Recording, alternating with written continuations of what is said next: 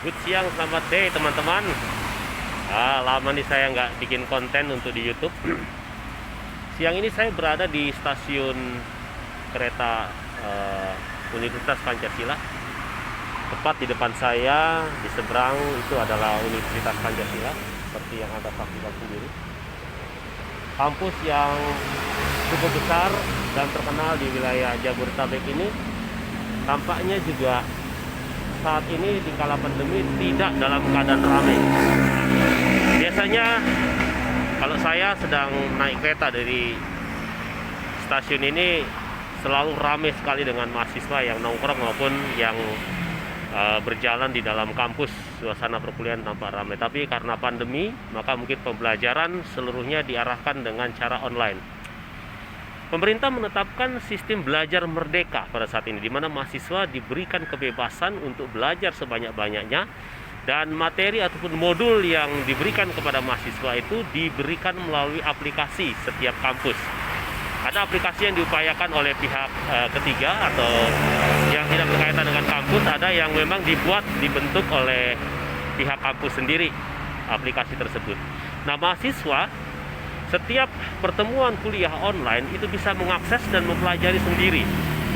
Sehingga mahasiswa apabila dia rajin, dia pintar, dia bisa mempelajari lebih banyak dan lebih cepat untuk satu materi kuliah. Sebenarnya bagus sekali, namun demikian pemerintah dalam hal ini Mas Nadiem harus memikirkan demikian.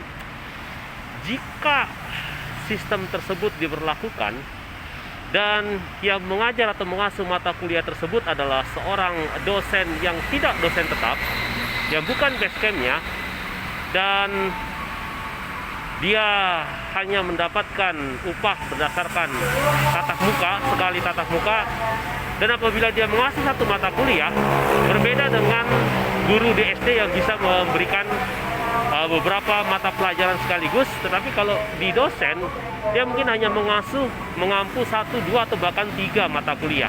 Oleh karena itu mungkin pertemuan atau 2 kredit hanya dilakukan dalam 100 menit atau 1,5 jam setiap minggunya.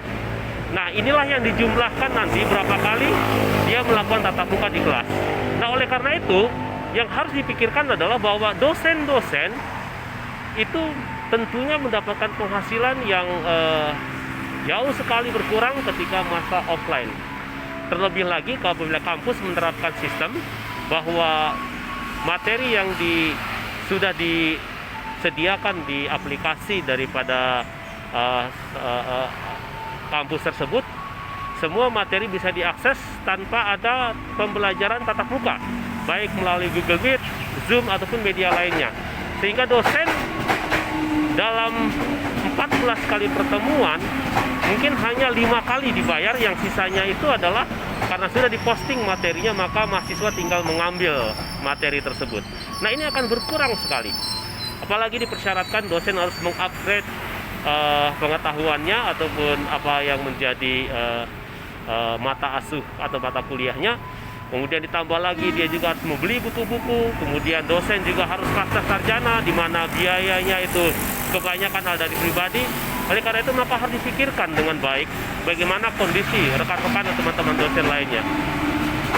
Saya pribadi ada memiliki pekerjaan lain selain daripada mengajar atau dosen, sehingga bisa tertutupi.